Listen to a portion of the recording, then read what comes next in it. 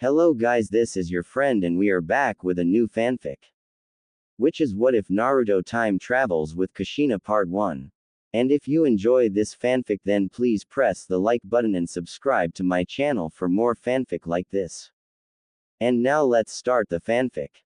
Naruto looked over the vastness of the ocean before him.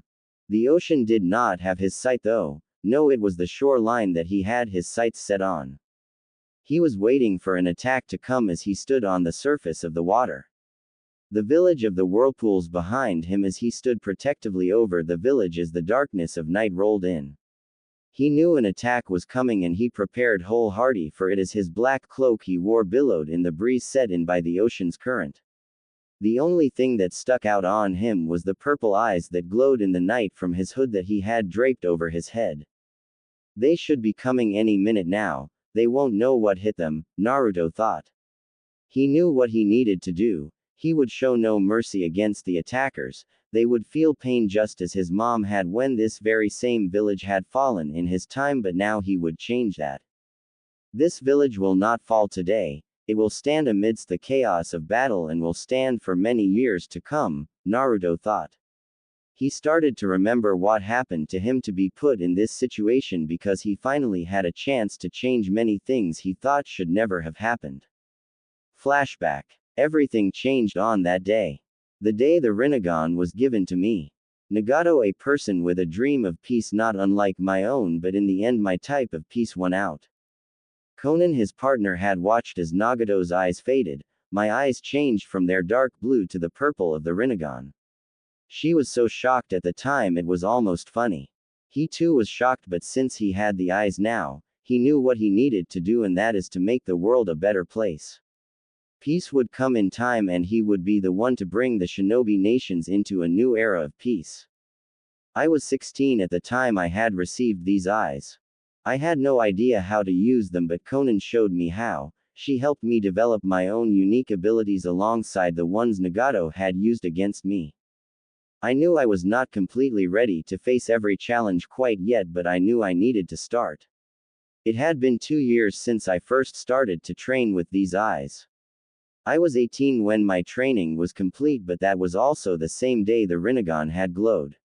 I did not know what happened at the time, but I remember that these eyes I have started to glow brightly before the rings of the Rinnegan began to expand. They expanded even past the eyes themselves. The rings had surrounded me, each with their own separate color illuminating the field we were standing in. Konan did not know what was happening either. She stood a bit back from me, baffled by the lights. After a couple seconds I could not see anything anymore as the lights from the rings got to bright, bathing everything in its colors. It was the only thing I could see. The colors were so beautiful. The light started to fade around me. The rings had also began to enclose around me, but I did not see any of it because when the light in the clearing began to fade, so did my vision. I was terrified at the time because I did not know what was happening, but before long my vision turned completely black and I lost track of where I was.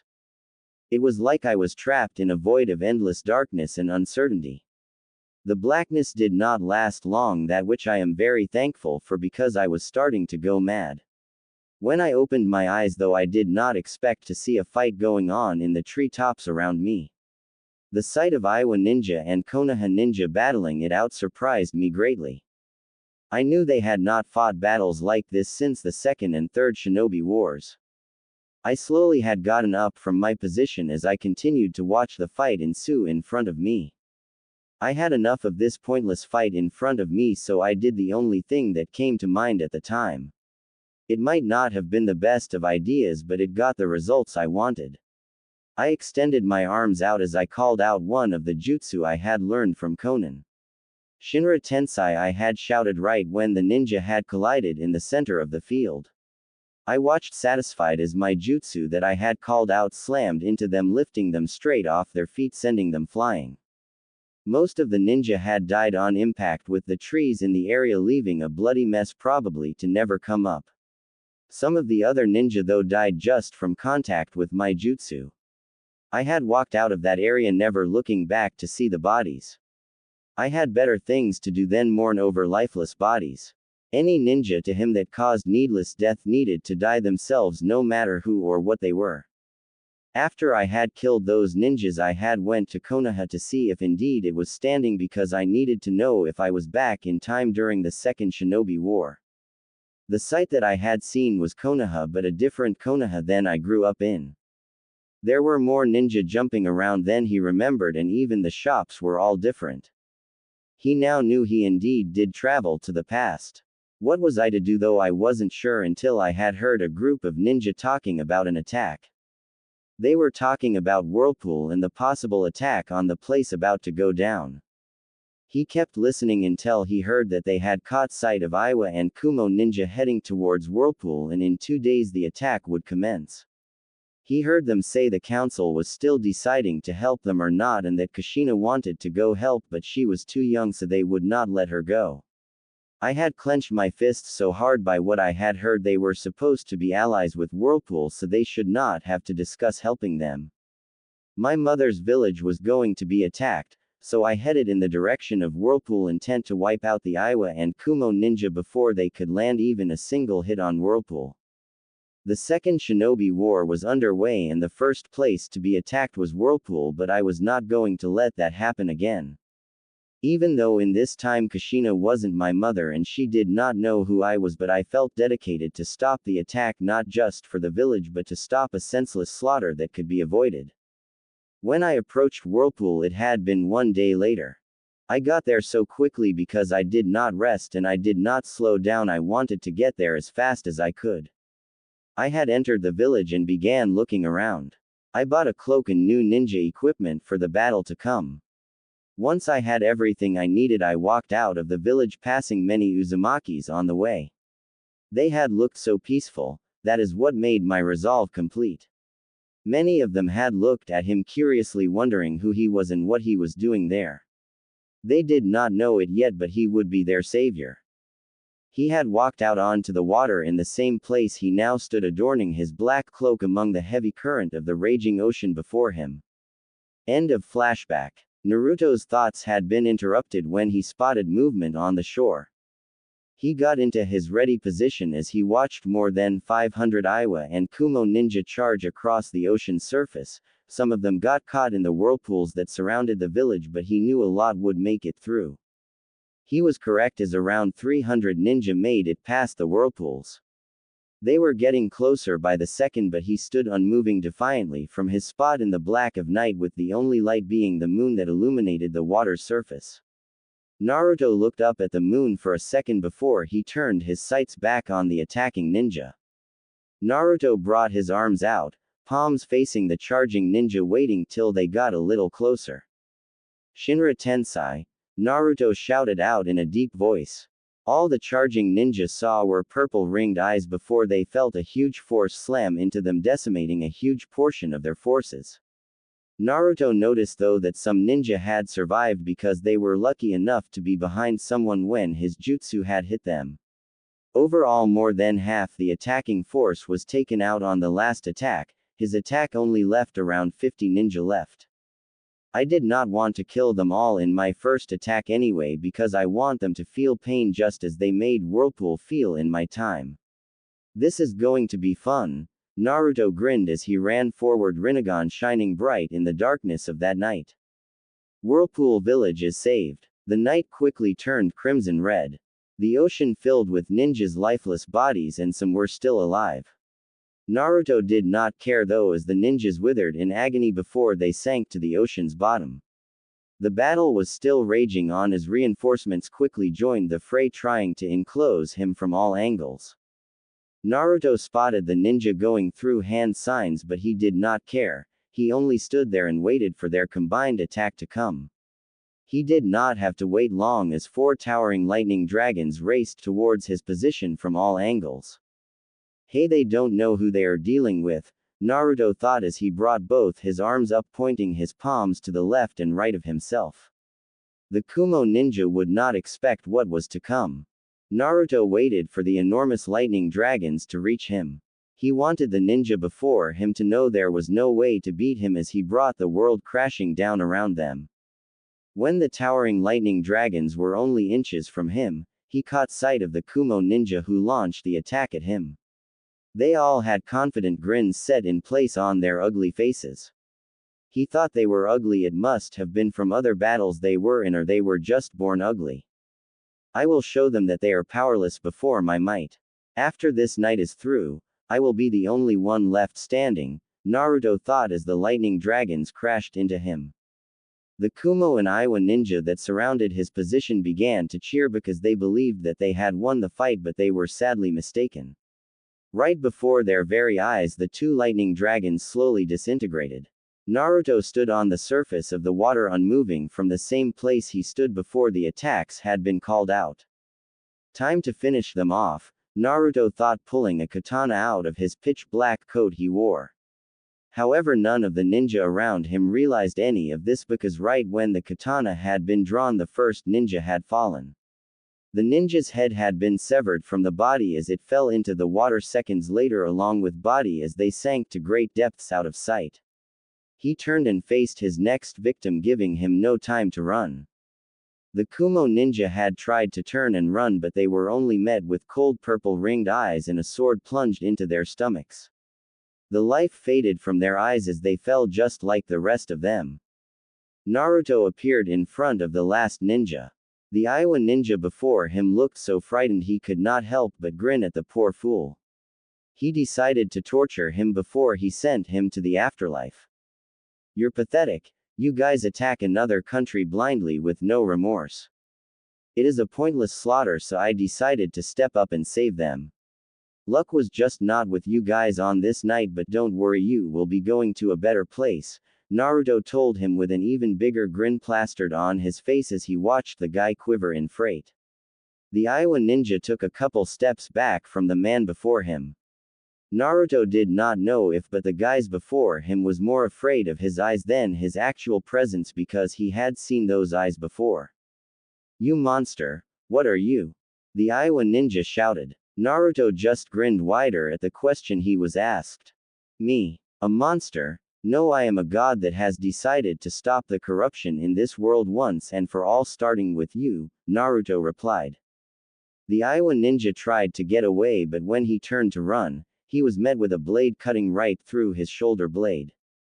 A shower of blood rained out as the Iwa ninja's arm fell lifelessly into the water.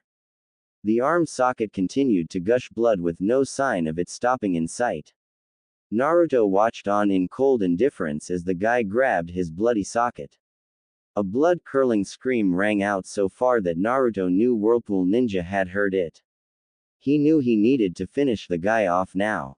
Naruto stepped up to the kneeling Iwa ninja. With no kind of pain or resentment, he lifted his sword in a striking position. Before Naruto struck the man, he looked around at the once blue waters but now glowed crimson red. The ninja that he had slain, only half of them stayed afloat.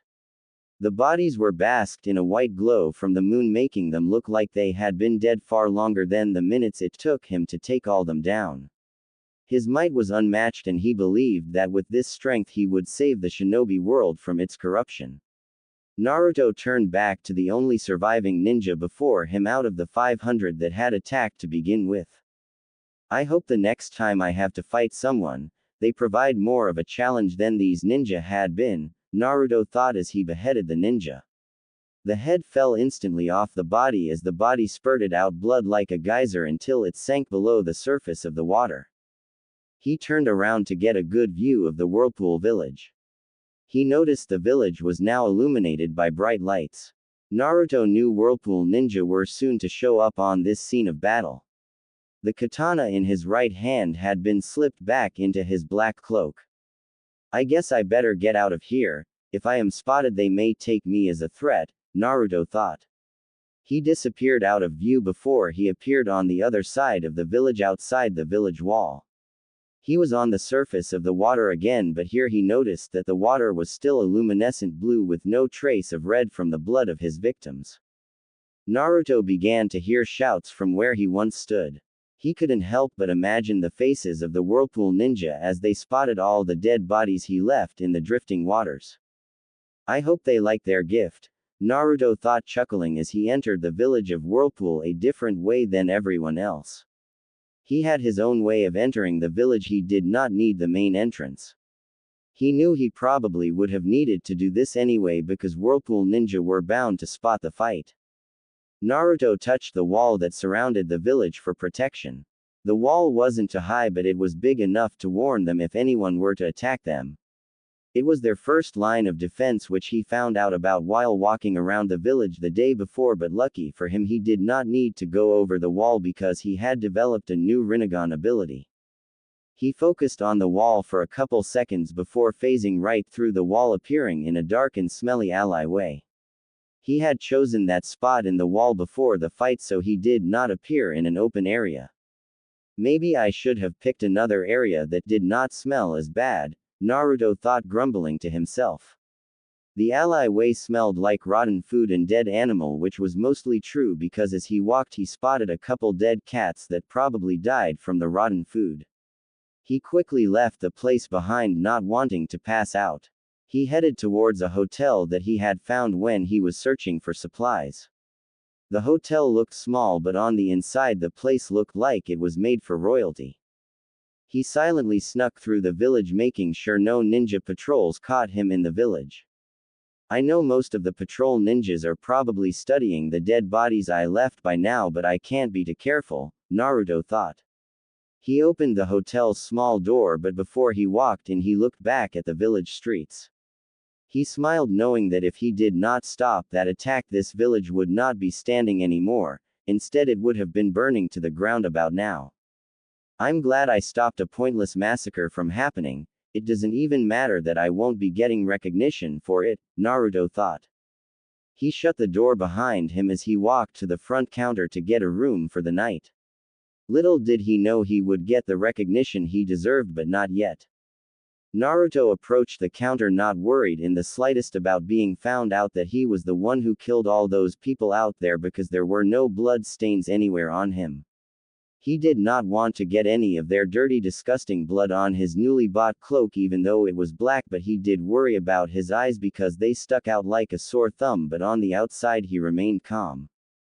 Would you like a room, sir? The receptionist asked him with no sign of fear present on her face. Her thoughts, though, were another story. They weren't bad thought. She actually found his eyes very intimidating and exotic, but she did not want to tell him that because then it might make her look weird. Naruto noticed the slight blush appear on her face. He knew why she was blushing, but he did not care at the moment. All he wanted was a room to relax in and maybe ask her to join him as well. Yes, I would like the best room in the hotel, Naruto asked. He pulled out money from his pocket, placing it atop the counter. The receptionist nodded before grabbing the key off the clip, giving it to him. Naruto began to walk away once he was handed the key, but he decided he wanted some company in his room. He stopped mid-walk, turning his head slightly back to get another glimpse of the receptionist. Naruto noticed the blush on her face had grown darker in color. I would like some company in my room for the night, so would you like to join me? Naruto asked. The receptionist could not believe her ears. A hot guy was asking her to come to his room, which never happened to her before. The blush on her face only got redder by the second until she got the courage to push it down. She decided to go with him to his because she was a virgin woman of 20, not a little girl. So she decided to take his offer and give him her virginity. Sure, I would love to. The name's Yura, Yura said, swaying her hips as she walked around the counter. Naruto smirked, seeing the sway in her hips. Yura wrapped her right arm around his arm, leading him down the hall. They stopped in front of a room. Naruto stepped up to the door, pulling out the key. He unlocked the door as he and Yura stepped into the room. The door closed behind them as they entered. Naruto and Yura walked into the bedroom after they ate dinner, discussing a few things as well as having a good laugh. Naruto pulled off his cloak, throwing it against the wall. Yura stood there knowing what they were about to do, but that was why she came here. They both were stressed out. They found this out when they were talking in the kitchen. Naruto turned to her, only wearing a tight black muscle shirt and a pair of black baggy Anbu-styled pants. Everything else, like his weapons and cloak, had been taken off. He looked around the room as well, looking at how magnificent it was with a king-sized bed, a large kitchen and bathroom, but Naruto only looked at those things for a short time before his eyes zoned in on Yura. He tried to look away but his mind would not let him. I needed this, I have been so stressed out lately, Naruto thought as he cuddled with Yura, both completely exhausted from their playtime. Too bad I am leaving tomorrow. I hope she won't be mad with me because I don't love her, Naruto thought. He looked down at her sleeping form in his arms. He drifted off to sleep a moment later, missing Yura's eyes opening. Yura lifted her head as she placed it into the crook of his neck before falling back asleep herself. The next morning Naruto had woken up at the break of dawn. The sun could barely be seen outside. It was the perfect time to make his way out of Whirlpool. His goal was to become the Genin sensei of Kushina Uzumaki, but he still did not figure out how he was going to be able to do this. He had many theories on what he was going to do, but he had to pick one before he made it to Konoha. Naruto slid out of the embrace from one Yura who still slept soundly as he made his way out of the bed silently so he would not disturb her sleeping form. I'm sorry Yura, but looks like this is goodbye, Naruto thought. He took one last look at Yura before he grabbed his things, putting on his coat and sword. He walked to the door, opening it quietly to not alert Yura that he was leaving. He felt bad not telling her goodbye but knew he could not risk it. Naruto went out the door, but before he had shut the door, around 5 Whirlpool ninja came in the hotel down the hall. Shit, why are they here? Naruto thought, cursing up a storm. He walked back into his hotel room, shutting it behind him. Naruto leaned his head against the door to see if he could hear any of what the ninja were saying. The room he stood in was pitch black, but to him he could see everything in the room. Search every room. We got word that a suspicious person was seen entering in this hotel, a random ninja said. Naruto knew that the person giving the commands must be the leader of the apparent patrol group. I guess someone did see me enter the village. I have to get out of here a different way now, Naruto thought, grumbling.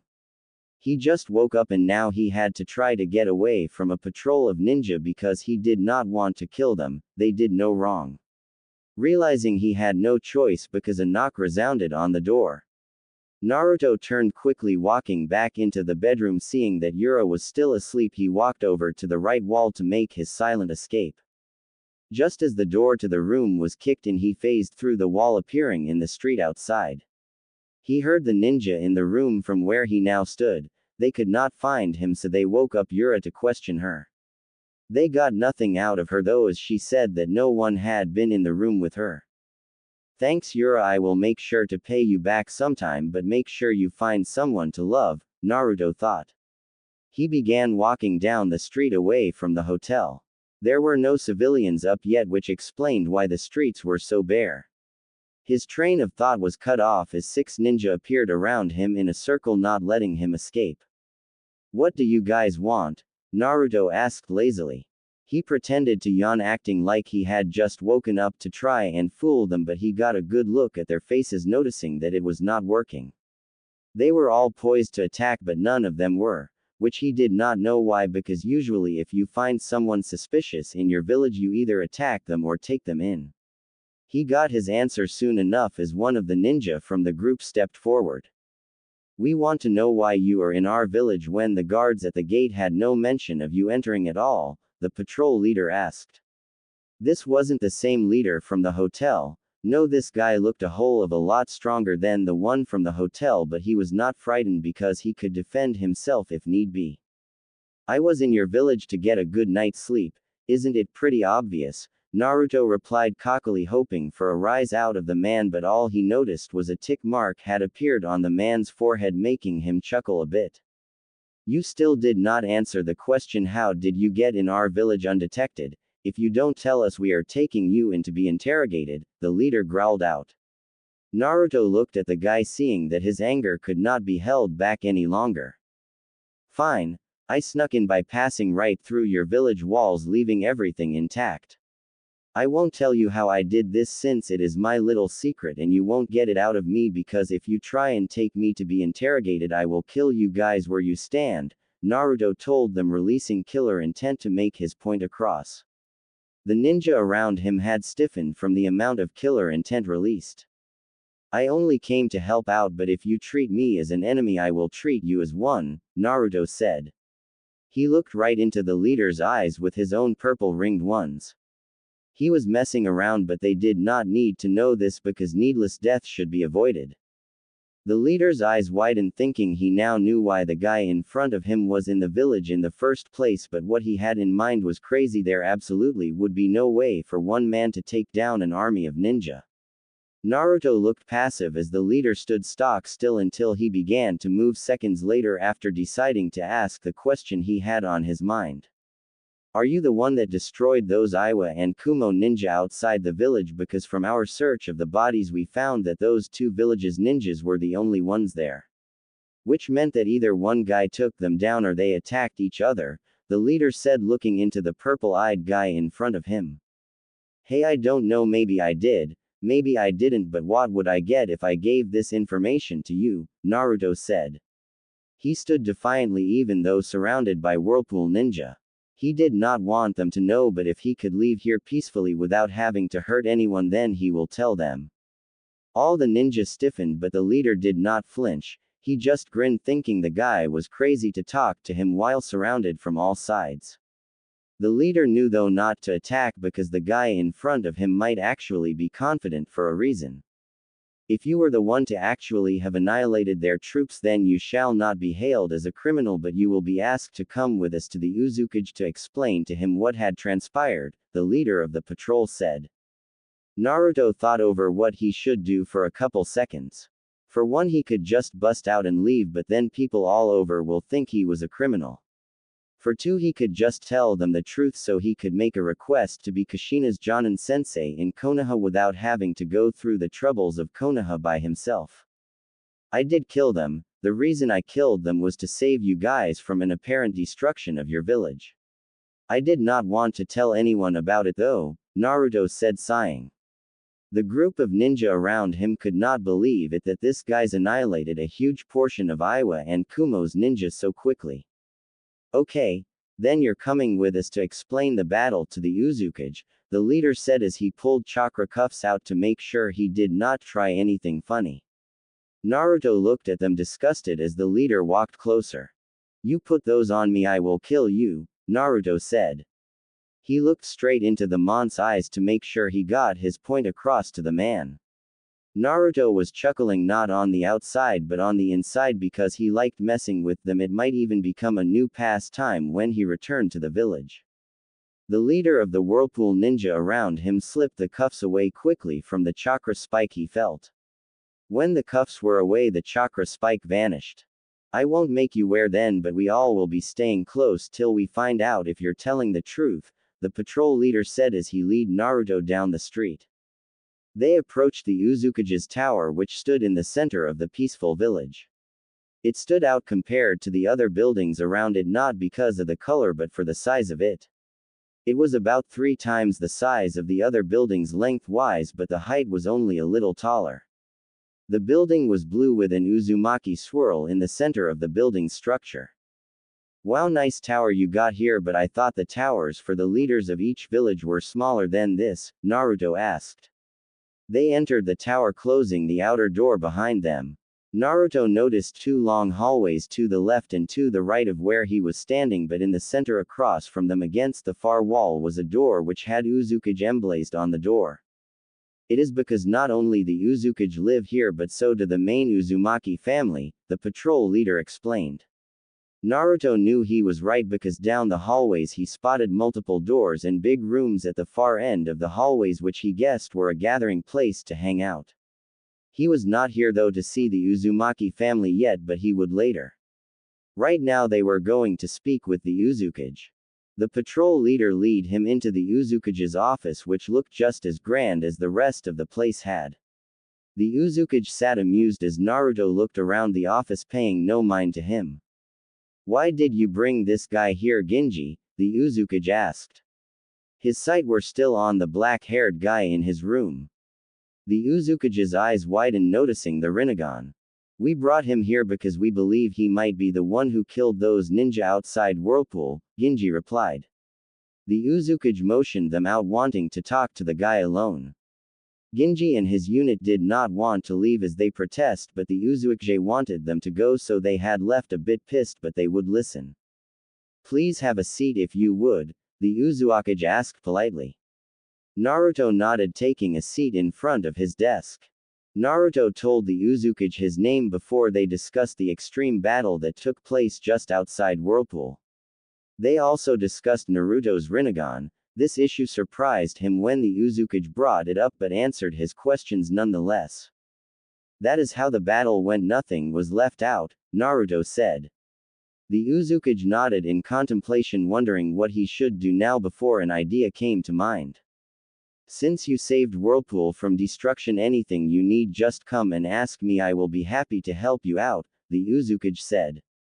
Naruto grinned by how generous he was, even though he did save them after all. He had two things in mind, but he did not know if the Uzukage would accept them or not. I have two favors right now, if you would hear me out, Naruto asked slowly. Sure, what is it that you want? The only thing I can't really give you is the village or the seat of being Uzukage, the Uzukage replied. He nodded because he already knew that. It would be a little too extreme if he asked for something like that anyway. I know that I would never ask for those two things.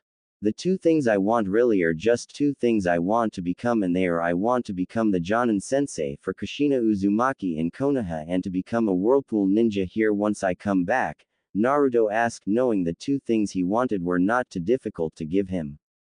Why would you want to become the Genin sensei of my daughter Kushina for? I can easily make you a ninja here, so consider that done already, the Uzukage replied. Naruto pointed to his eyes, trying to give a hint to the cage, which it worked. I want to help train her in using the Kyuubi. The reason I know that she has the Kyuubi is with these eyes, and the amount of chakra I have makes it so that I can sense each tailed beast and their relative location, just not exact, Naruto replied. The Uzukage nodded in understanding and decided to give him both things. They're both easy to do. All I have to do is send a message to Konoha telling them that you will be my daughter's Genin sensei, and you can also be a ninja on your return to this village, the Uzukage said. Naruto bowed slightly to show his respect to the leader. He got up out of the chair once they finished talking. See you, Naruto. Make sure to take care of my little girl when you go on missions, the Uzukage said, releasing some killer intent to get his point across.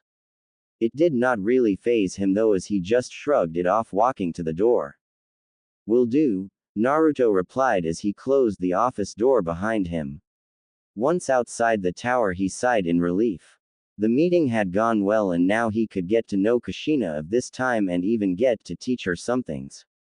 I hope this goes well. I will have to set a powerful genjutsu over my eyes to make sure no one recognizes my Rinnegan, Naruto thought. He noticed it was much brighter out as he walked down the main street of Whirlpool. The civilians were more lively now as they started to open up shops. Ninja were also more frequent now, but none bothered him, which he did not know why, because the Uzukage should not have had enough time to speak with every ninja about him yet. He saw the gate coming up. Before long he walked through the gate out onto the water. Naruto took one last glance towards the village for reasons he only knew. I can't wait to return to this village to become a Whirlpool ninja, but I have other things to do first, so that has to wait for a bit, Naruto thought. He vanished from sight once he pushed the thought in the back of his mind. Around one day later, he appeared in the forest just outside Konoha, right in the middle of a bandit camp, which surprised him. The bandits surrounded him, all with knives poised to strike him down, which made him laugh because he knew these lowlifes could not defeat them. Hand over all your valuables and money, maybe then we will let you live, a random bandit said from the group of 25 or so of them. Naruto scoffed at them. They were nothing, and he guessed he would have to show them why he was stronger than them. I have to make sure I do this quick and silently so that Konoha won't be alerted, Naruto thought, sliding out his katana out of his cloak.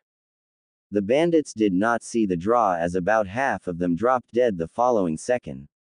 The remaining 12 bandits looked at him in fright, but he did not care how they felt. The battle continued, if you could even call it that, as he tore them apart. The ground was drenched in blood, and still more spilt onto the ground by the last bandit as he fell over dead, missing an arm which laid on the ground about 10 feet away from the rest of the body. Body parts were all over the place. He made sure they did not utter a sound. They fell quickly, making him sigh in relief as he slid his katana back into his cloak once he cleaned it off on one of the bandits' shirts. Bandits should learn not to attack ninja, or at least know when the other person they were attacking was a ninja, Naruto thought. He looked around the dense forest he was in, making sure no one spotted him. Naruto went through hand signs as a powerful genjutsu enshrouded his Rinnegan eyes. His eyes were now his old eye color of dark blue because he did not want to bring attention to himself in the village. He knew he looked too suspicious with the black cloak. I guess I have no choice but to seal it away for now because I might be taken for an enemy, Naruto thought. He pulled out a sealing scroll, sealing his cloak inside. He put the scroll away and headed towards Konoha's gates. Naruto arrived in front of the gate casually, making it look like he were nothing special. When he passed the gate, however, 2 Anbu ninja appeared in his path.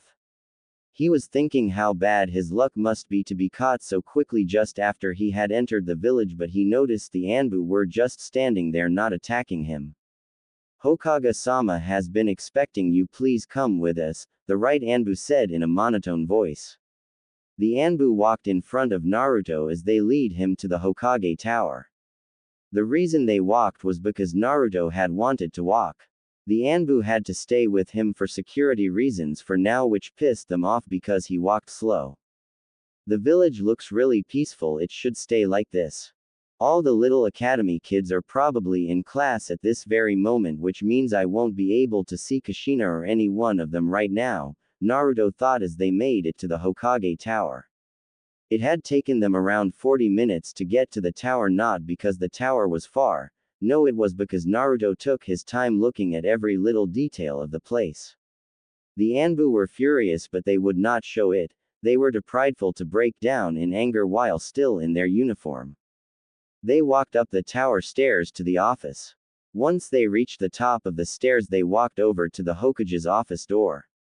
The Anbu knocked while Naruto stood there with a grin on his face. Once they were allowed entrance into the office, the Anbu opened the door, leading him into the office. I guess my career as a Jonin sensei starts now, Naruto thought as the office door closed behind him. The Hokage stared at him with calculating eyes, but no hostility in them. Please have a seat, Naruto. I got the message from Whirlpool. We need to discuss how strong you are. We also need to talk about Kushina and her teammates that you will be teaching, the Hokage explained. He nodded as he took a seat in front of the Hokage's desk. Naruto knew this spelled long day because he spotted another Jonin in the seat next to him. It was probably the original Jonin sensei assigned to Kushina and her team. Damn, this is going to get complicated, Naruto thought. It was a bright and shiny day in Konoha. The birds were chirping and the academy students were sitting in class board. They were being told to meet in the class the following day to find out who their teammates and Jonin sensei would be. One Uzumaki Kushina was really giddy to begin her career as a ninja because she had been waiting so long. I finally get to be a ninja, Kushina thought. All the academy students were excited at finally being out of that boring old class to the life of a ninja, which some thought that being a ninja would be easy, and this is the same mindset that would result in their team dying or being killed themselves. One Uzumaki Naruto did not know any of this because he had been in a meeting with the Hokage for the past 3 hours. He had been answering the Hokage's questions over the 3-hour time period. Over time, however, the answers that the Hokage received from him got more vague by the minute, which made the Hokage very irritated. After a couple more minutes of the discussion, Naruto started to drift off in his thoughts, missing the last question the Hokage needed an answer for.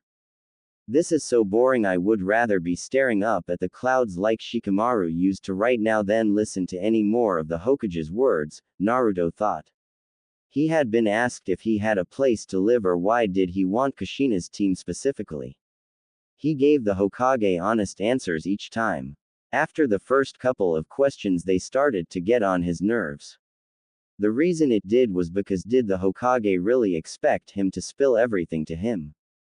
I have a lot of secrets which will be taken with me to the grave never to be revealed unless I get a wife, but even then some secrets still would not come out, Naruto thought. He did not notice the Hokage or the Jonin sitting next to him anymore, only the many thoughts that drifted around in his mind. Unfortunately his train of thought ends there because the Hokage had raised his voice to make sure he had heard him. Why do you want to train Kushina's team so bad and what are you going to be teaching your Genin team? Sandaime Hokage asked. The Hokage looked directly into Naruto's eyes wanting an answer because Naruto would not be leaving here unless he got one. The reason I want to train them so bad is my own, but I have no ill will towards them at all. I am going to teach them all the basic, then going from there I will teach them the most advanced things of being a ninja along with teaching Kushina how to use the fox's chakra without damage to the body, Naruto replied. The Sandaime Hokage began to write on a piece of paper. I could not tell what type of paper it was, but once he finished he handed the paper over. I wonder what this is, Naruto thought. The piece of paper had 3 names on it, but he did not know what this paper was for. He spotted Uzumaki Kushina's name on the paper. The other names on the paper were Naoki Senju and Shisui Uchiha. All 3 were from major clans of the Leaf Village. There is no way that the Hokage would set these 3 up because their clans fought way too much. I finally have a chance to help Tsunade save her brother and maybe her boyfriend. I have a chance to make this team strong, so I will train them into the ground until everything I have taught them is drilled in their heads, never coming out, Naruto thought. The possibilities for how strong the team could grow was endless and nothing would stop him from teaching them now. Naruto looked at the Hokage for confirmation on his choice of this team for him, which got him a nod from the Sandaime. This team looks like it is going to be a handful, but I won't make an assumption just because they might actually work together, Naruto thought. His training would be torture on them, so they better not act up or they will receive his torture training full force. His train of thoughts were cut off once again as a key was chucked at him. The key looked brand new and the copper did not even look smudged yet. That key is for your new apartment. The place is already set up so you do not have to worry about that at all. Also the Academy Genin teams will be given to their respective Jonin sensei tomorrow around 8, so make sure you are there to pick up your team, the Sandaime said. I am never going to be late in my life, Naruto thought as he remembered Kakashi from his time was completely lazy. Maybe he could change the pervert pretense in Kakashi before it could spread out of control. The meeting went on. Nothing much worth mentioning in it for the rest of the time. Finally, after 4 long hours of continued talking, Naruto was able to leave the Hokage Tower. By this time though it had already began to get dark, but not too bad, only a little. That took too freaking long. I am never going to do that again, Naruto thought in dismay. That night he did not go to the hotel to sleep but instead chose to stay up all night in Training Ground 7 because even a god can still get stronger. Many people passed the training ground before it got too dark to see.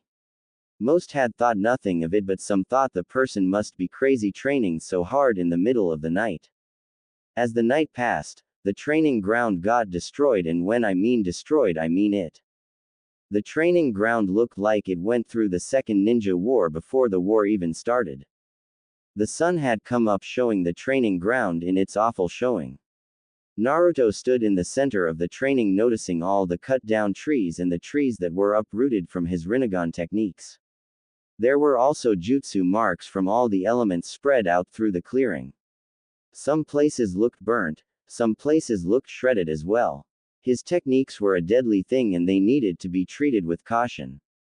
I guess I should have held back more because I did not want to end up destroying a whole training ground overnight, Naruto thought. He had mostly used genjutsu that night so he could improve on a once weakness, but no, since he started training in it the most, It had become his ultimate trump card when in a crunch not able to get out. He looked towards the sun to see what time it was as he slid his katana into the holster on his back. The genjutsu around him faded, revealing that for most of the night he plastered a genjutsu on, and a triple-layered one no less.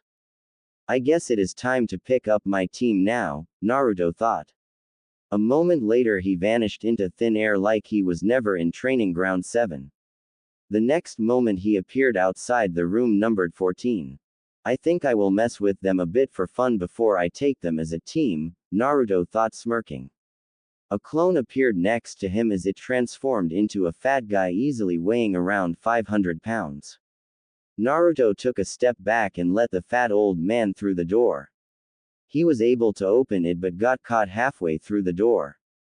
The fat old guy's eyed and head turned towards his team. Team 5 looked disgusted at how fat the guy was, but no one made to move. Hey old man, you stuck or what? Kushina asked, chuckling. Yeah, I am. I could use a little help here because if I can't get out of this doorway then you won't get no training from me since I am your sensei, the fat old guy clone announced. This shocked them beyond belief because this old fat guy had just said that he was their sensei. No way, how are you going to keep up with us, you old man? Naoki shouted as he pointed a finger at the man who was still stuck and showed no signs of coming loose anytime soon. Shisui just sat there with a sweat drop on his forehead from finding out who their sensei was. I am your sensei, you little shithead, so get me out of here or you all will be stuck in this class for another whole year, maybe more, the fat old guy clone announced. This scared them because they did not want to be an academy student any longer but an actual ninja. They all got up to help him after that comment was made. What they did not know is if they had looked at the back row they would have spotted Naruto grinning like crazy. I'm going to enjoy this, Naruto thought. After about 2 hours of trying to get the old man out of the doorway, they sank to the floor in defeat because they had tried everything from pushing the guy out to buttering him up to see if he would slide out. Nothing worked.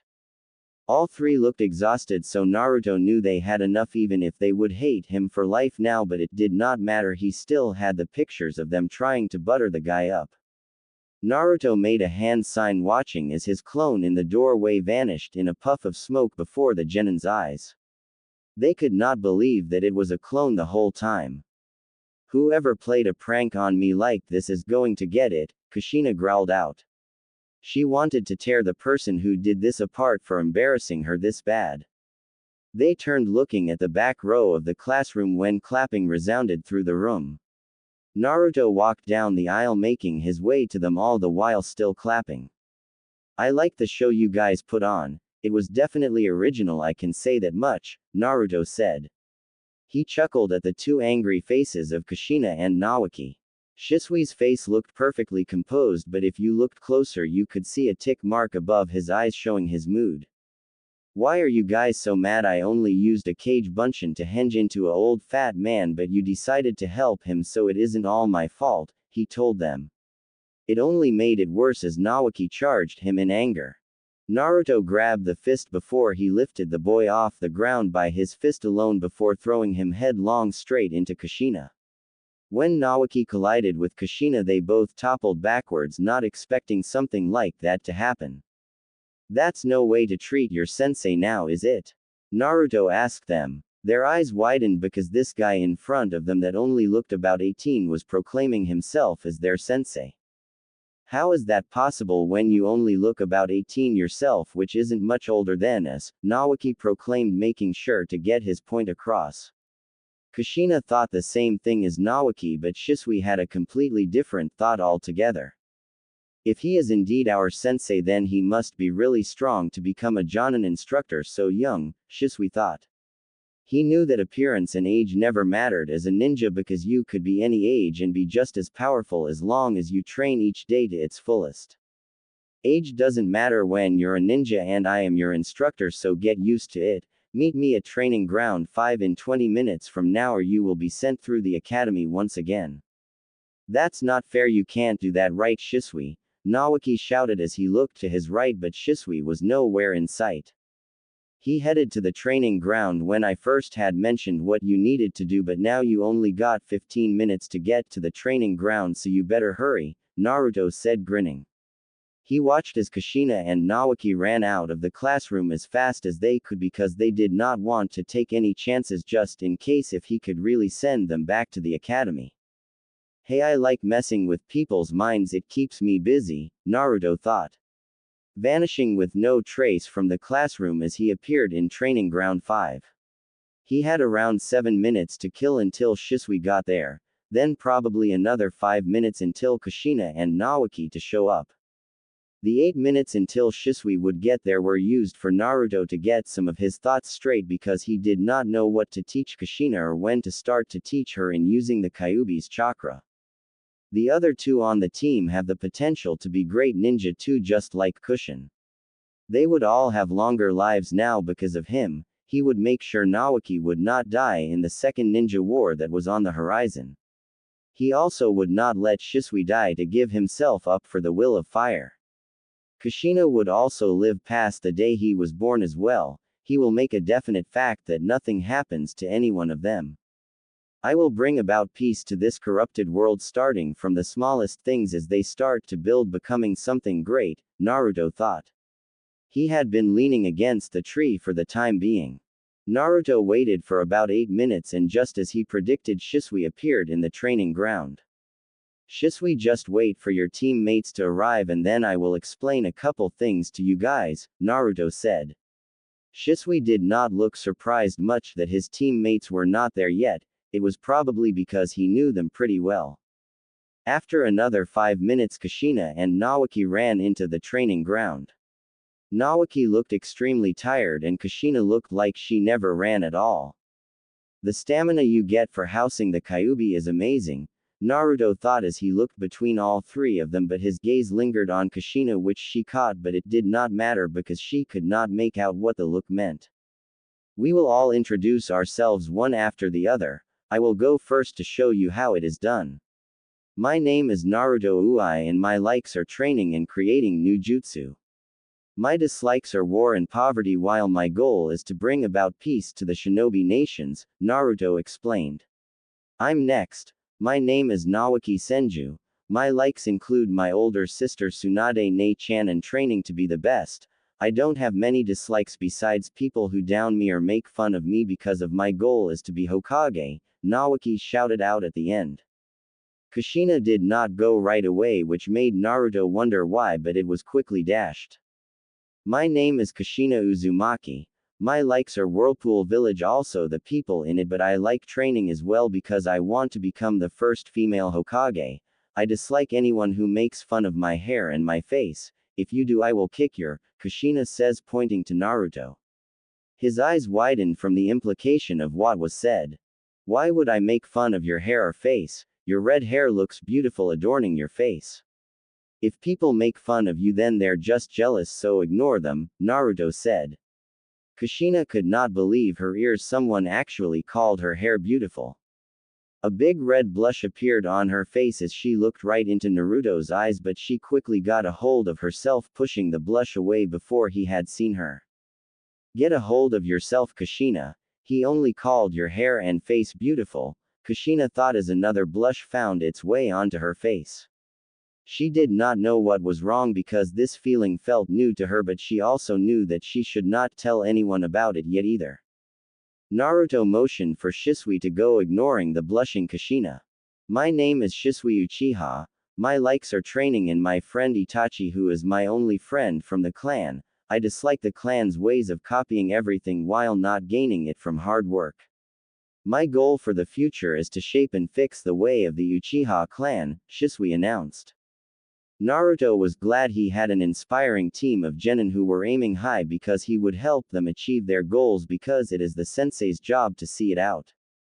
Meet here tomorrow morning at 8 o'clock for your genin exam. Oh, and don't eat, you'll throw it up, Yane, Naruto stated, vanishing without a trace. The genin had many things to think about and they knew they would not stop till they were done. The genin left the training ground with a new vigor to beat Naruto tomorrow during the exam. You guys will go far, Naruto thought. Appearing in the same place he had left not even a moment ago, he slid out his katana as he began training throughout the night once again. The next morning Naruto was in the training waiting for his team to appear. That's what it seemed anyway, but actually he sent shadow clones throughout the training ground to set up traps and jutsu seals. They better get here soon or I will rethink giving them the test, because if they cannot even be on time then they don't deserve to even be ninja, Naruto thought. He looked at the sun's position, noticing Team 5 only had about 3 minutes left. He vanished from his spot without a trace as a kunai whizzed by the spot he had been in. They're here, but it looks like they started the test already. Hey, this is going to be fun, Naruto thought. He looked down in the clearing, seeing Naoki.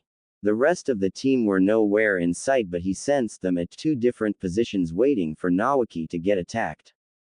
At least they're smart, but not really, because I never told them what type of test yet, Naruto thought, sighing. He was just going to tell them during the fight, he guessed.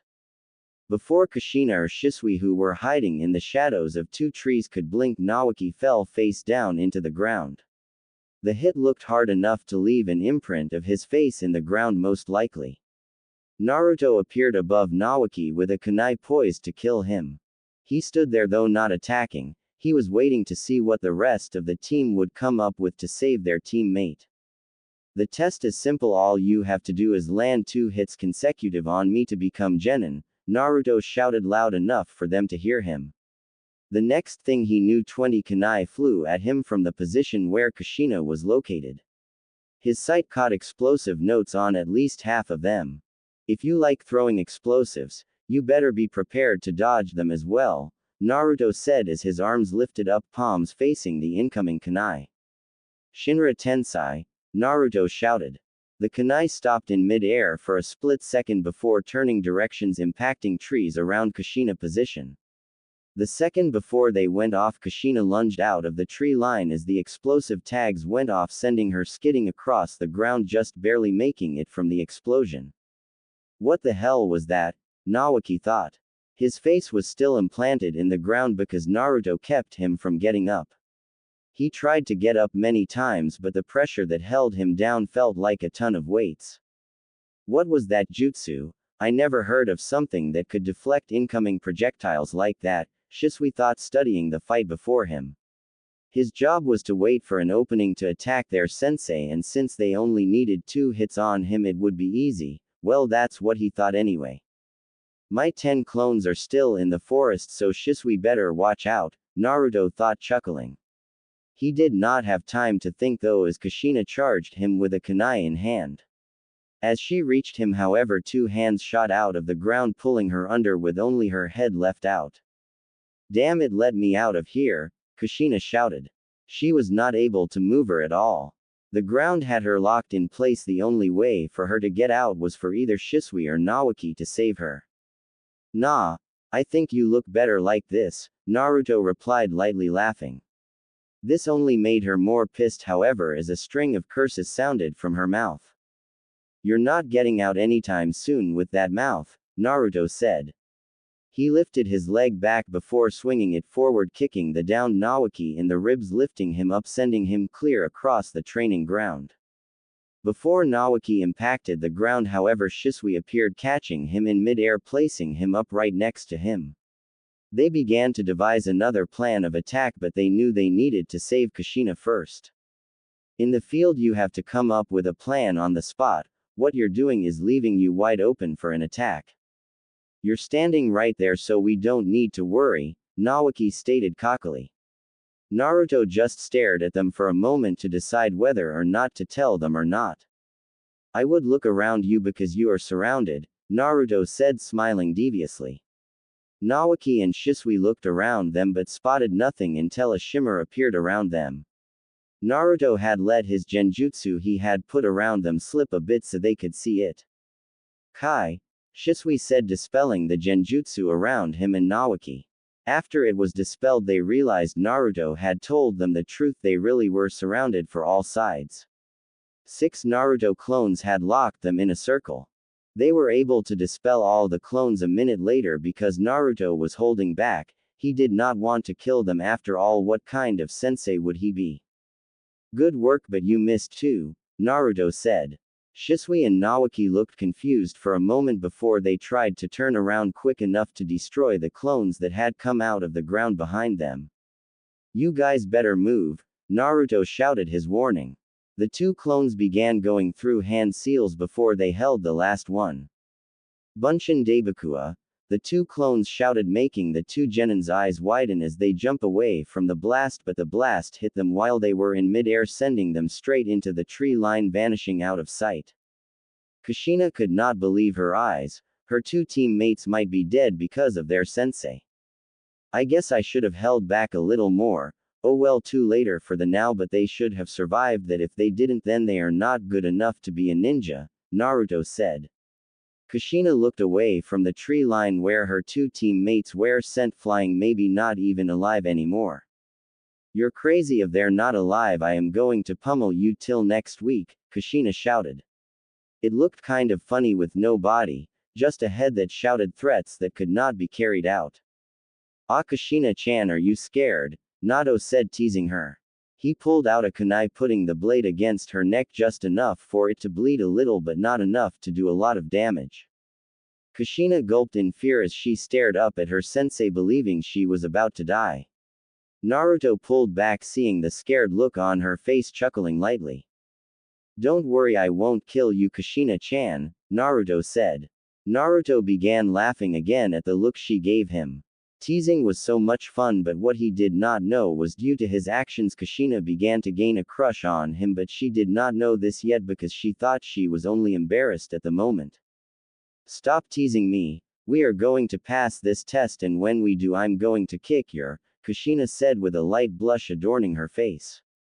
Naruto ignored the last thing he said as he entered the forest where Naoki and Shisui had gone.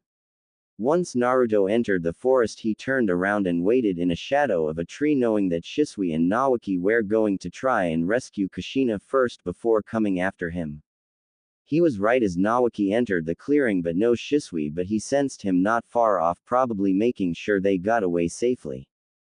I hope they like the little present I left, Naruto thought. He had placed a seal near where Kushina was without her knowing. Due to his teasing, she never saw anything. Just as Kushina was lifted out of the ground, a seal appeared on the ground, lighting up. Shisui did not know what it was, and neither did Kushina because she did not receive her advanced seal training yet. All questions though were answered as the ground shifted a bit before the whole ground around them became one giant sand pit. Let's see how they get out of this, Naruto though chuckling. Kushina and Shisui started sinking into the pit, no way to get out. He began observing the show. Damn it, we are stuck, but another thing, how does he know seals so well as he and Uzumaki? Naoki asked Kushina as they struggled to get out of the sand pit before they sank. It isn't possible, Uzumakis have red hair, but that doesn't matter right now, we have to get out of this first, Kushina shouted.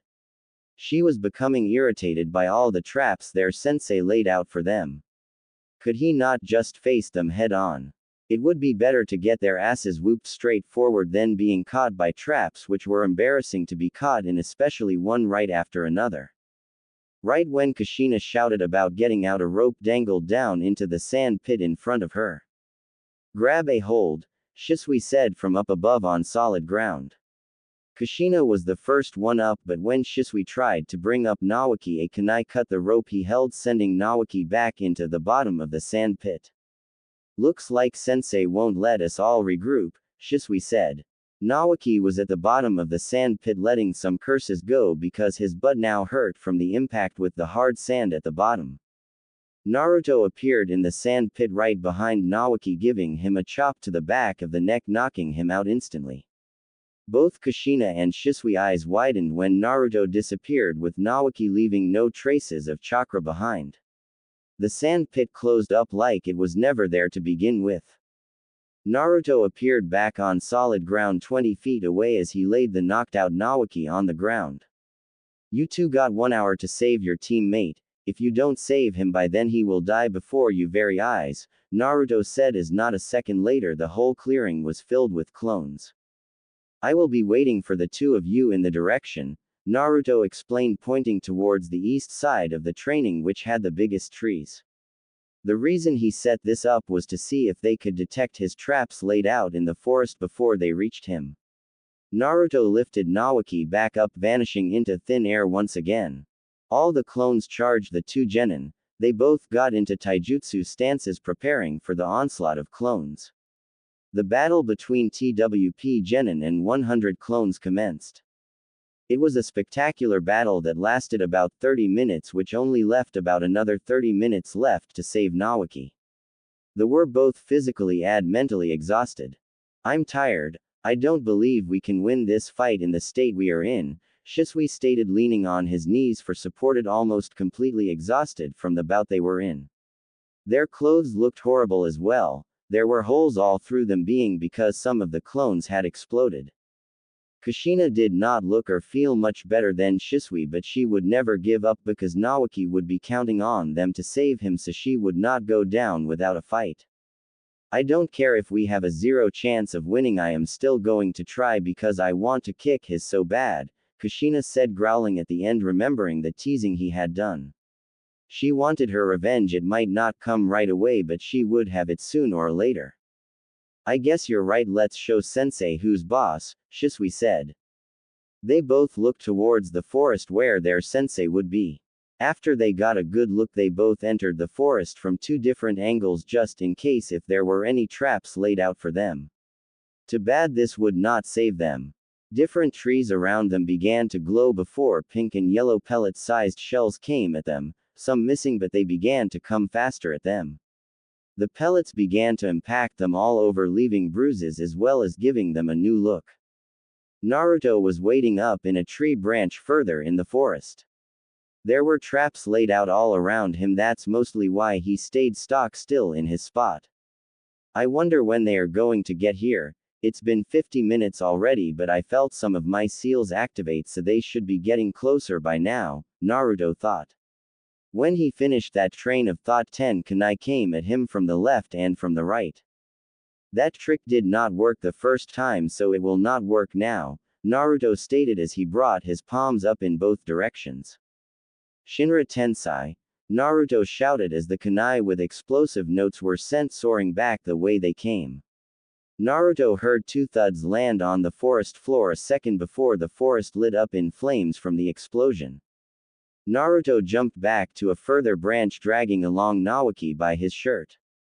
Kushina and Shisui now stood on the branch he once stood on, staring at him with hate-filled glares. "I hate you, sensei. Do you know how long it's going to take to get this paint out of my skin and hair?" Kushina seethed. She did not really look threatening when she was painted both blue and pink. "Why would you want to take the paint out? It makes you look more exotic, ha ha ha," Naruto replied. His response only made Kushina madder, making Kushina and Shisui jump forward at him, intent to take him out. Kushina aimed to fight their sensei while Shisui grabbed Naoki. Naruto jumped away before Kushina made contact with him. Due to this, Shisui was able to retrieve Naoki. "We win, sensei," Kushina shouted, pumping her fist in the air. Naruto only gained a wide smirk on his face, which made Kushina and Shisui look on in confusion. "I would look again," Naruto said as Naoki appeared in his arms. Kushina and Shisui eyes widened as they looked down to see the body Shisui was holding glowed white. "Crap, it's a trap," Shisui shouted, chucking the body out of the tree, but due to the close proximity, the explosion that followed hit them worse than the others, knocking them out with first and a couple second-degree burns. Naruto approached their downed forms, sweat dropping. "Maybe I went way too hard on them. Oh well, they will be fine in a day or so," Naruto thought. He hoisted all 3 over his shoulder as he vanished, leaving not traces. When he had appeared in the hospital, there was quite a ruckus as doctors and nurses were rushing to take them into a room to get checked over. Once nurse did not leave though, it was Tsunade, and she did not look very happy. Naruto gulped in fear because in his time Tsunade had been dangerous, but in this time she was in her prime right now, which made her abnormal strength skyrocket. "What happened to get them that hurt? And you better have a good explanation or you won't see tomorrow," Tsunade stated, balling her fists. Lucky or not, the Sandame strolled into the hospital after being told 3 genin had been brought in. The reason he did not know yet. When he spotted Naruto, he believed since he was their sensei he should know what happened to them. What happened to them, Naruto? The Sandame asked calmly. He knew he could not get away without telling them now. He sighed in dismay, hoping that Tsunade would not completely flip on him. They got that way from my test I set up for them to become official genin, Naruto said. This shocked both Tsunade and the Sandame, which the shock did not stay on Tsunade's because she decided Naruto needed a beating. She began to walk forward to pummel him into tomorrow. Naruto just stood there ready to take her anger full force, even though he knew he could easily get away if he wanted to. However, before Tsunade could reach Naruto, the Sandame stopped her in her tracks. You should not have been so rough on them. They are only genin after all. Did they pass the test or fail? Sandame asked. He was curious to know the answer because they looked pretty beat up. It would be a total letdown for them if they didn't pass. Yeah, they passed with flying colors, literally, Naruto said, chuckling. He vanished, leaving no trace as Tsunade's fist passed through the spot he had been standing. The Saname's eyes widened, not thinking that Naruto would have got away from that hit. Looks like he is hiding many secrets, the Sandame said, chuckling. Tsunade did not like this comment, and since she was still mad at Naruto, she turned full force, punching a hole in the wall that later she would have to pay for to relieve her anger. The Sandame quickly left the scene once Tsunade did that because he did not want to receive the force behind her punch. The next morning came quickly for Naruto because he had been lost in thought while training. He did get some sleep, but only about 5 hours before he got up to train. To him, the nighttime was the best time to train. He appeared in the hospital room that had his damaged Team 5 in it. He saw the looks he was receiving from Kushina, Nawaki and Shisui, but he did not let it bother him, so he let a grin stretch across his face. Congratulations, you guys pass, Naruto shouted. Team 5 just continued to stare at him, still not looking too happy about what happened. Kushina threw a kunai at him as it whizzed by his face, but he did not move an inch. Ah, come on guys, can't you take a joke? Naruto said, lightly laughing. Team 5 was now officially a team, even though they did not like him much for the torture he made them go through, but they will have to deal with it. He guessed that the team will work out and that tomorrow would be another day. Hee, you have a crush on Sensei, Nawaki laughed as the team was walking to Training Ground 5 the day after they were released from the hospital. Naruto had told them to meet there at 8 o'clock. Some of the paint could still be seen in Kushina's hair, but it was slowly going away due to her mauling her hair with shampoo and steaming hot water the night before. Do not. Why would I have a crush on some crazy guy who almost killed us? Kushina exclaimed. She turned her head away from them, acting like she was pouting, but in reality she had a big blush sprayed across her face, not wanting them to see it, but unlucky for her they did see it and they would not let it go. Don't lie, Kushina, you like how strong he is and the teasing because it is written all over your face, Nawaki laughed out. Nawaki missed the angry look that passed her face, but before long he found out as a fist slammed into his face, sending him into the window of a store across the street. All they heard was cursing from the shop owner before they booked it out of there before they had to pay anything, leaving Nawaki to his fate. That was a little harsh, don't you think, Kushina? He was only messing with you after all, Shisui explained. They were now walking to the training ground again, slowing down when they were out of sight from the shop. Kushina turned her head towards Shisui, giving him a big old grin. I wasn't harsh. I even held back so he should recover in no time, Kushina replied. Right when she finished that statement, Nawaki appeared next to the two of them with a new bruise added to his cheek courtesy of Kushina's fist. Kushina just laughed at the look Nawaki gave her, adding to the fact the bruise had her fingers outlined made it even funnier. It's not funny, Kushina. I have to pay for that damn window now, Nawaki shouted. Kushina ignored the shouting and just stared ahead of her, getting lost in her thoughts, but before long she was broken out of her thoughts by someone shaking her shoulder. She looked to see who it was, noticing that it was Shisui. We are here, Kushina. I thought I should let you know since you looked out of it at the moment, Shisui said. Kushina nodded as she looked around the clearing, clearly not seeing their sensei anywhere in it. She saw Naoki scowling out of the corner of her eye. Where the hell is he? He told us never to be late, but here he is 5 minutes late himself, Naoki shouted. He was looking around at the trees thinking that their sensei must be here already and they were just being tested again. Kushina and Shisui ignored him as Shisui went and sat down in the shade beneath a large tree to relax until their sensei got there. Kushina was about to go relax as well before she felt a hand land on her shoulder. You guys got to pay more attention to your surroundings, Naruto whispered in her ear. She jumped forward squealing, gaining a crimson blush across her face. Naruto started chuckling when Kushina squealed because it was just too hilarious not to. Shisui had quickly jumped up to his feet when Kushina had squealed while Naoki was rolling around on the grass laughing his off. Why the hell did you sneak up on me, stupid sensei? Kushina shouted. She was completely embarrassed with what happened. She could not make eye contact with any of them. Naruto walked up to her, putting his hand on her shoulder once again, making Kushina look up at him in the eyes. Calm down, Kushina, it was only a test. I wanted to see if you guys would detect me, but I guess you didn't, so after we get our first mission today completed I am going to set up a trap detecting test to make sure you guys are ready for anything, Naruto explained. As he said this though, his eyes kept looking towards Naoki because he needed to learn this test the most if he was going to have any chance of survival. He leaned down to Kushina's ear after he explained this, making a small blush appear on her face the closer he had gotten. The Hokage would like to speak with you after we receive our mission to discuss something important with you, Naruto whispered. Kushina's blush disappeared quickly after that was spoken, nodding to show that she got the message. He pulled back away from Kushina once he told her what she needed to do.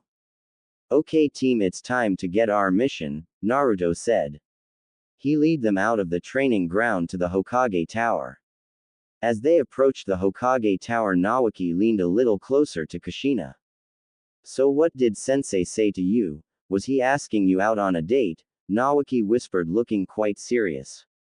Kushina looked at him with an enormous blush on her face, making Naoki break down in laughter once again. He should have learned his lesson the first time, as he doubled over onto his knees from the pain that shot up from his nuts being kicked in. Why did you do that? Naoki whimpered from his place on the ground, not being able to feel his nuts at the moment. Damn, that must have hurt. I kind of feel sorry for him, but he might have deserved it, Naruto thought, looking back at his team. I did it because you were being an idiot, Kushina exclaimed. She did not care what she did to him as long as he stopped messing with her. Shisui stayed a little bit away from her once her foot connected to Naoki's nuts. I also did it because sensei would never ask me out because he probably takes me as being too young for him anyway, Kushina thought. She peered up at Naruto after the thought, seeing the look he gave them. She blushed in embarrassment because she was holding up the team up from getting their first mission. I'm sorry sensei for holding us up from our first mission, but I had to do it, Kushina explained.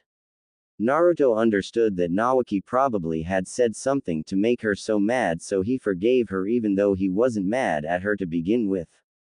It's okay Kushina-chan, but we got to go get the mission now, Naruto said, smirking. Kushina gained a tick mark on her forehead, but before she could say anything in retaliation, Naruto vanished, leaving no trace of chakra behind. One of these days I am going to get you back, sensei, Kushina thought as her anger receded for the most part. Shisui hoisted Naoki's right arm up onto his left shoulder so he could help him to the Hokage Tower. Kushina paid no mind to Naoki though as they continued their trek to the tower. When they finally reached the tower after a long walk because of the hurt Naoki, they walked up the stairs, reaching the office.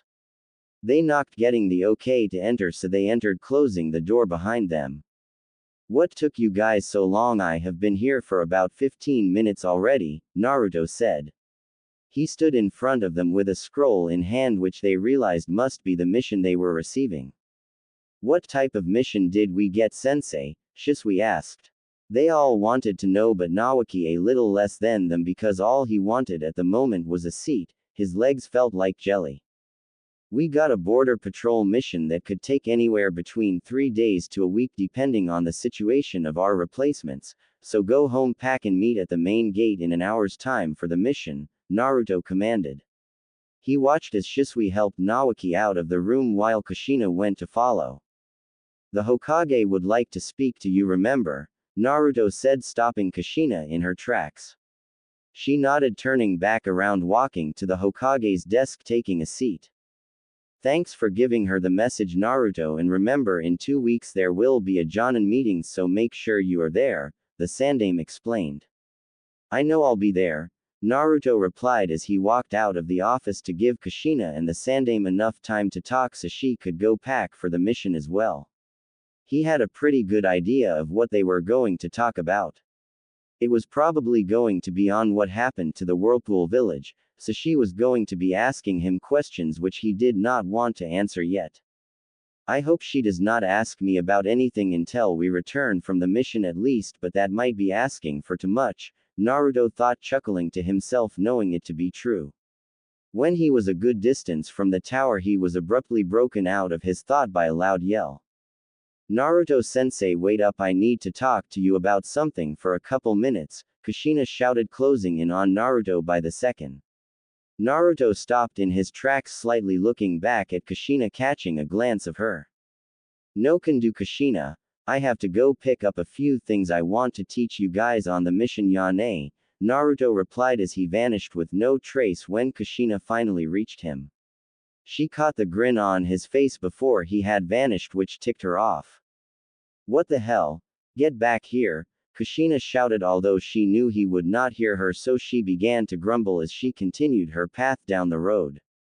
They badly need to learn detection skills and trap detection as well. I mean, she could not detect me on the roof right next to her position, Naruto thought, sweat dropping. He guessed it was to be expected because they were only genin after all, but they should be taught better in the academy to begin with. Maybe he would talk to the Hokage about that when they returned.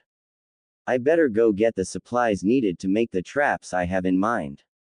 When they get through my traps, they will be a master of detection if they can do it, Naruto thought, chuckling. He could not wait until that test. He wished he could have them run through it once on the mission, but they would get hurt doing this test, and that would be bad because an enemy could attack through the borders at any moment. They had to be at the top of their game or risk dying, even if there were ninjas stationed all around the perimeter waiting for us to give a signal of attack if the need arises. Naruto jumped off the building, landing in the street, making his way to the weapon store. Once he got the things he needed from the store, he headed to the gate to await his team. When he got to the gate, he noticed Jiraiya and his team coming back from a mission, he guessed by the look of it. Hey Jiraiya, are you the ones we are replacing at the border? Naruto asked. Jiraiya looked at him confused because he did not know who he was, but decided to answer anyway. Yeah, have fun, there isn't really much happening there, so don't look forward to any action. By the way, who are you, since you seem to be a new Jonin here? Jiraiya asked. Yeah, I'm new. The name is Naruto and I am the sensei of Team 5, Naruto replied. A couple reactions could be seen from Jiraiya's team after he said this.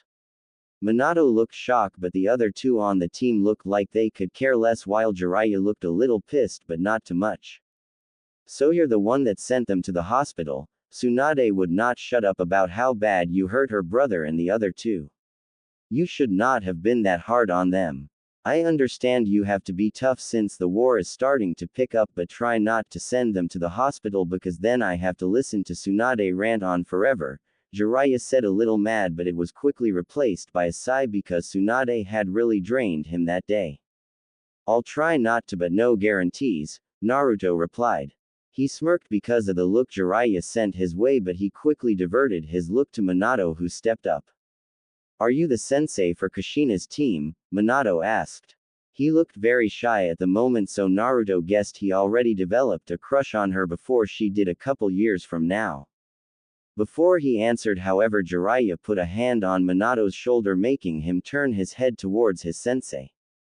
Yeah, he's her sensei, but I did not think you would have a crush on a girl already. I am so proud of you, Jiraiya said. Minato blushed in response to what his sensei insinuated. No, I don't, Jiraiya sensei, she is just a friend, Minato said. No one on his team looked to believe at all of what he said. Jiraiya just smirked because he acted so innocent. Naruto looked on at the interaction, not wanting to stop it because he wanted to learn a little more about his father of this time. He was broken out of his thoughts when Jiraiya called him. Make sure you protect your team and don't let nothing happen to them, or I will never hear the end of it from Tsunade. If something happens, I won't be able to hold Tsunade back from beating you to next week, Jiraiya said as he stood straighter, looking Naruto right in the eyes. You don't have to tell me that. The only reason I am tough on them in training is to make sure they are completely ready for what is to come.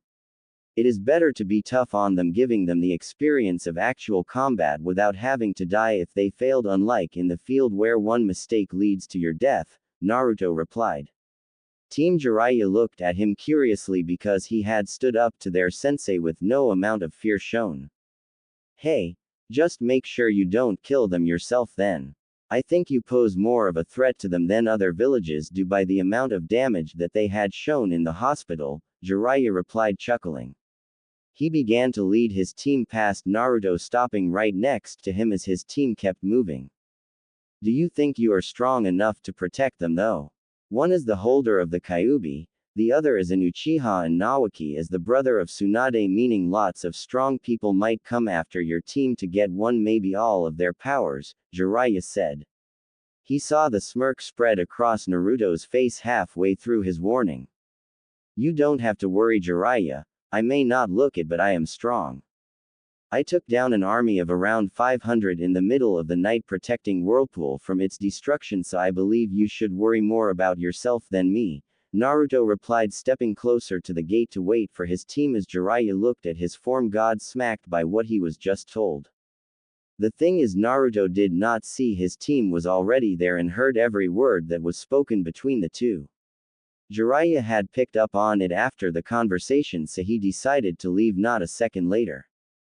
The reason he did not pick up on them was because he was deep in thought at the moment about all the things that had happened so far the past month or so that he was here.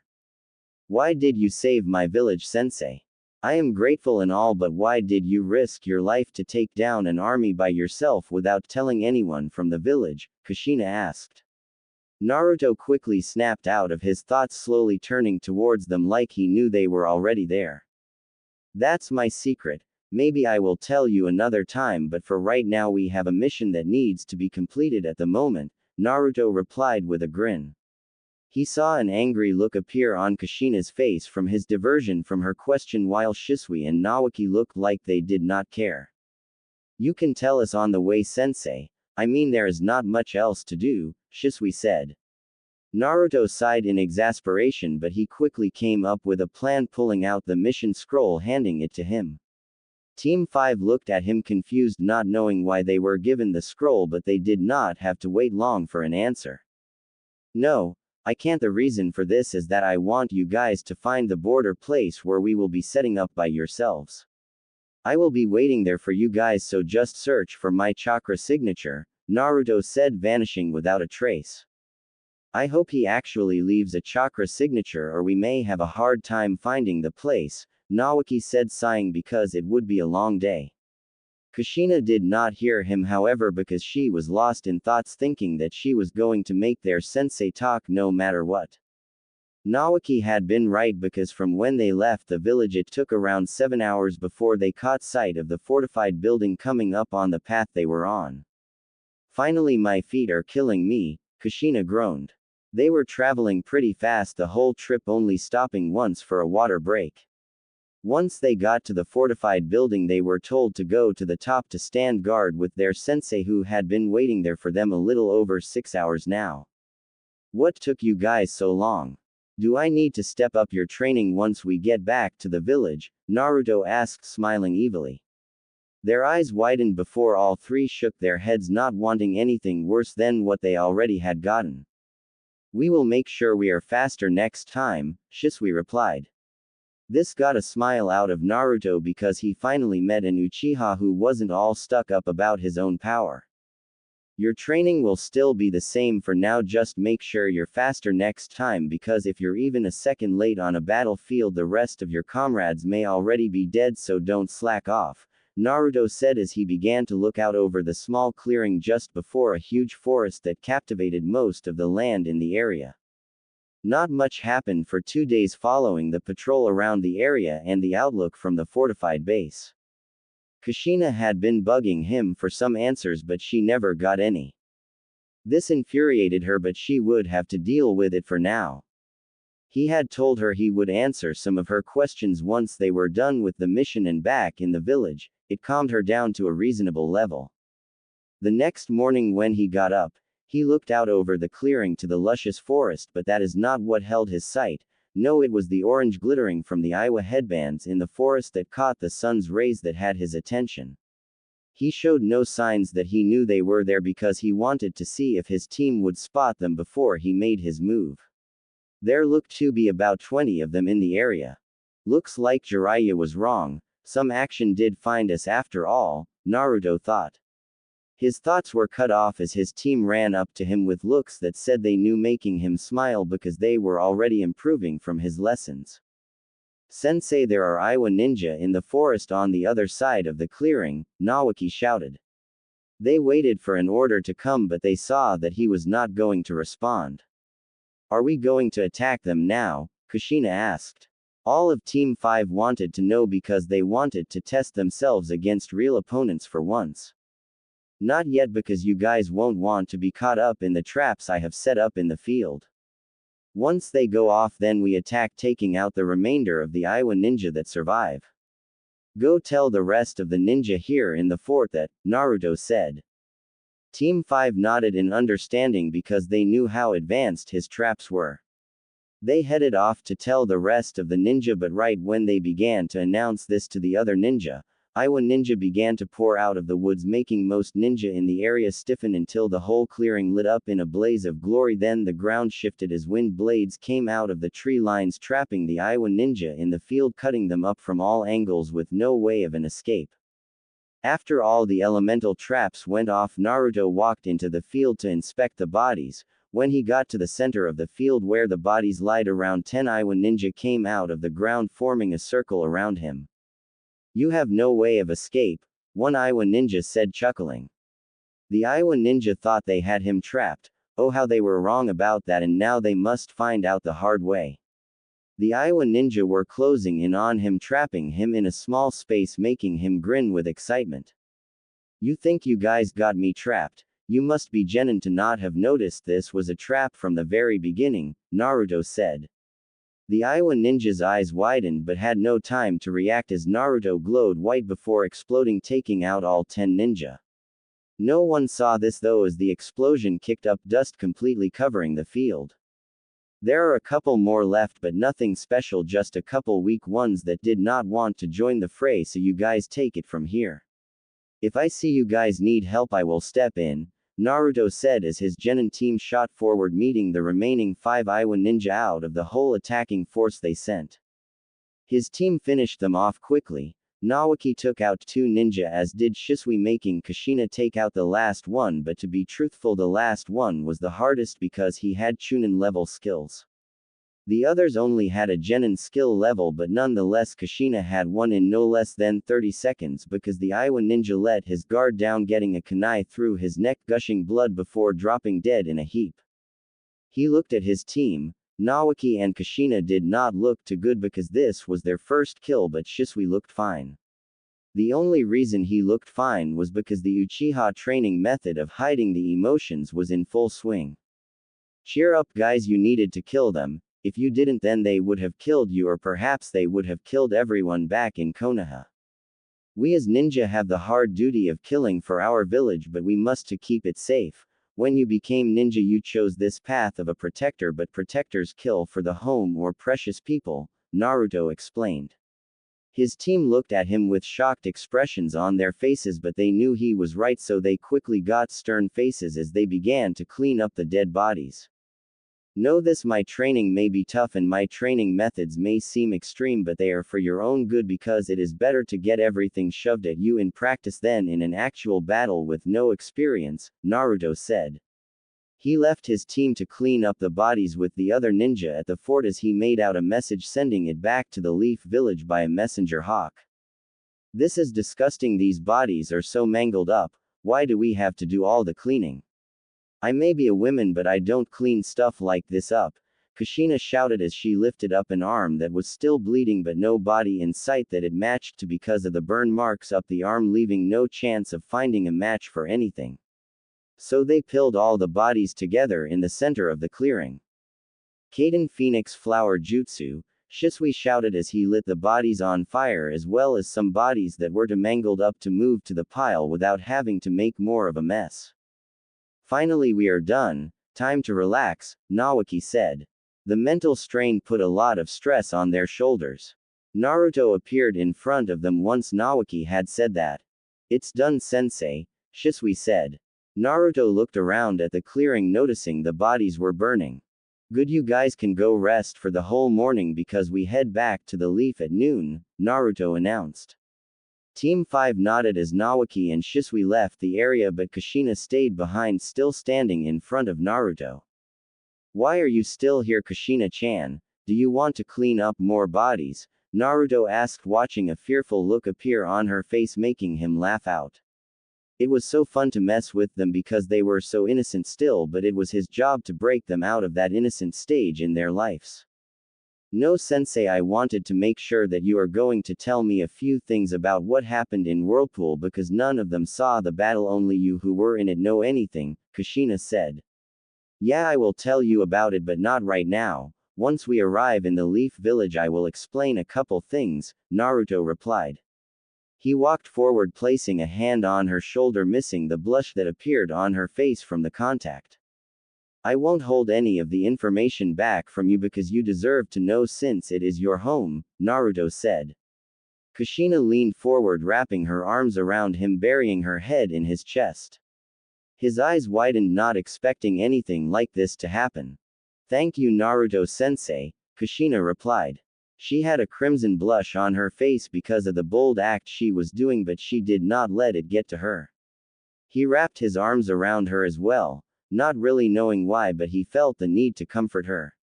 She pulled back from the hug when her blush vanished from her face. You need to clean your hair better, there is still some blue paint left, Naruto said, smirking. He began to take a couple steps back as Kushina growled at him. You're the one who got the paint in my hair and you're standing here telling me to clean my hair better. I have been, but your stupid paint won't come out that easy, Kushina shouted, pulling out a couple of kunai, chucking them at him. Maybe I should not have said that, Naruto thought as one of the kunai whizzed by his head and another soared by his arm. He vanished a second later without a trace, leaving an angry Kushina still standing in the clearing. You need to calm down, there might be more ninja nearby, a random Chunin said, walking up to her. Kushina turned towards him with a look that said, mess with me, you're dead. The Chunin began to sweat heavily. He was having second thoughts about trying to talk to her now. Leave, I have to think of a way to get him back, Kushina growled out. The Chunin left quickly, kicking up dust in his wake. At noon they left the fortified border base, and by night they finally could see the gates of Konoha coming up closer by the second. They had gotten no breaks along the way because Naruto had wanted to make sure they were not attacked again at all on the way back. Kushina had been trying to play pranks on him at the base before they left and along the way back to Konoha, but she still did not get him back yet, which irritated her to no end. You guys are dismissed. I have a meeting with the Hokage, Naruto commanded as he vanished with no trace as they entered the village, leaving them to sign in at the gate. I need to get some sleep. My sister will probably want to have a pretty big party for my birthday tomorrow, and sensei will probably run us ragged in that test he spoke of, Nawaki said. Kushina and Shisui agreed that Naruto would not go easy on them because he had stated that himself. Don't worry, we will kick his for sure tomorrow, Nawaki shouted. They were now walking down the main street of Konoha discussing random things. It was getting late, so all three decided to head home for the night. As they left, Naruto watched perched on a rooftop close by. Even though Naruto watched them, he did not know Kushina's thoughts were on him. Two thoughts plagued her head, but Naruto would not know of them for quite some time. They think it will be easy, then they got another thing coming. If I want to save Nawaki, then the trap test tomorrow will be no easy feat, Naruto thought as he vanished into the wind without a trace to prepare for the test.